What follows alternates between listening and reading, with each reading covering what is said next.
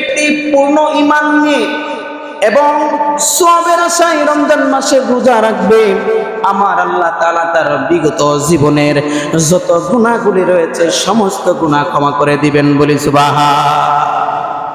হাবিব আপনি আরো জানিয়ে দেন, যে ব্যক্তি পূর্ণ ঈমান নিয়ে এবং সওয়াবের আশায় রমজান মাসের রাত্রিতে কিয়ামুল লাইল তথা তারাবির নামাজ আদায় করবে, নবী গো ওই উম্মতদেরকে আপনি জানিয়ে দেন তাদের জীবনের সমস্ত পাপ রাশি আমার আল্লাহ ক্ষমা করে দিবেন। বলি সুবহান। এই রমজান মাসে ও দোস্ত নবী আপনি আরো জানিয়ে দেন, যে ব্যক্তি পূর্ণ ঈমান নিয়া এবং সওয়াবের আশায় রমজান মাসে লাইলাতুল কদরের রাত্রিতে সারা রাত্রি আমি আল্লাহর ভয়ে আমি আল্লাহকে পাওয়ার আশায় ইবাদতে তারা লিপ্ত হয়ে যাবে, নবী তাদেরকে জানিয়ে দেন তাদের বিগত জীবনের যত অপরাধ আছে সমস্ত অপরাধ আমি আল্লাহ ক্ষমা করে দিব। বলি সুবহান।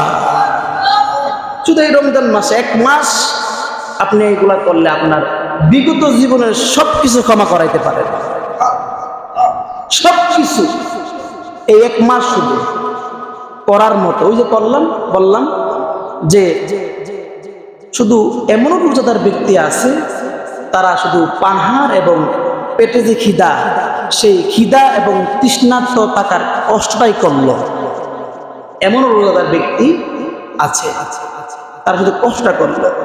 আমার নবী বলতেছেন, ও আমার উম্মত তোমরা শুনো, বনি আদম তথা মনুষ্য জাতি আদম নবীর সমস্ত আওলাদদেরকে বনি আদম বলা হয়।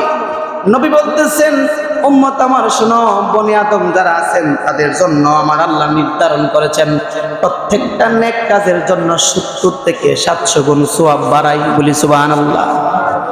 প্রত্যেকটা নেক কাজের জন্য আমার আল্লাহ 70 থেকে 700 গুণ সওয়াব বাড়ায়। শুধু রমজান মাসের জন্য না, সব সময়ের জন্য আর কি, 12 মাসের জন্য। নবীজি বলতেছেন, ও বনি আদম সন্তান শোনো, আল্লাহ পাক এলান করেছেন প্রত্যেকটা বনি আদমের প্রত্যেকটা নেক কাজের জন্য, অর্থাৎ একটা নেক কাজের জন্য আমার আল্লাহ তাআলা 70 থেকে 700 গুণ নেক বৃদ্ধি করে দেয়।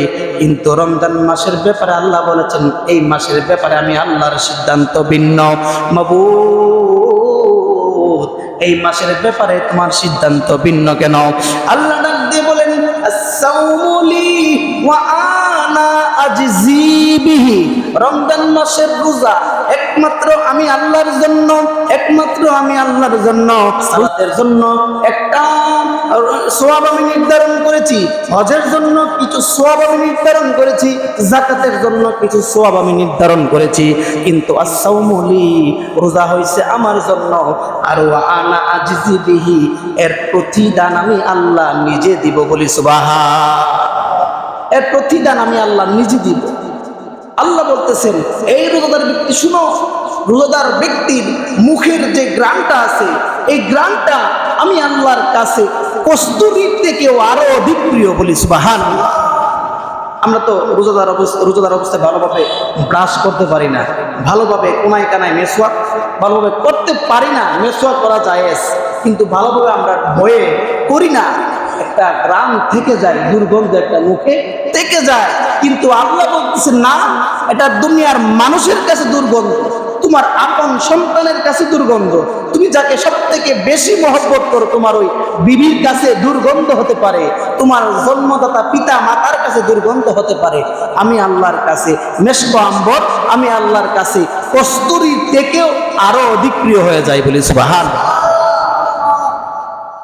বুঝছেন এই রোজাদার অবস্থা?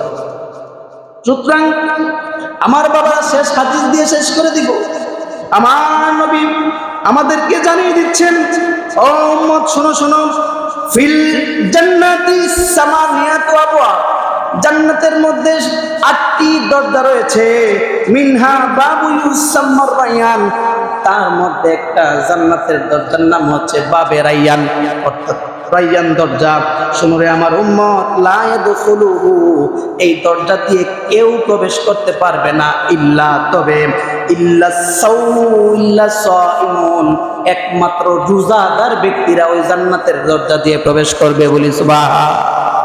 একমাত্র রোজাদার ব্যক্তিরাই জান্নাতের দরজা দিয়ে প্রবেশ করবে।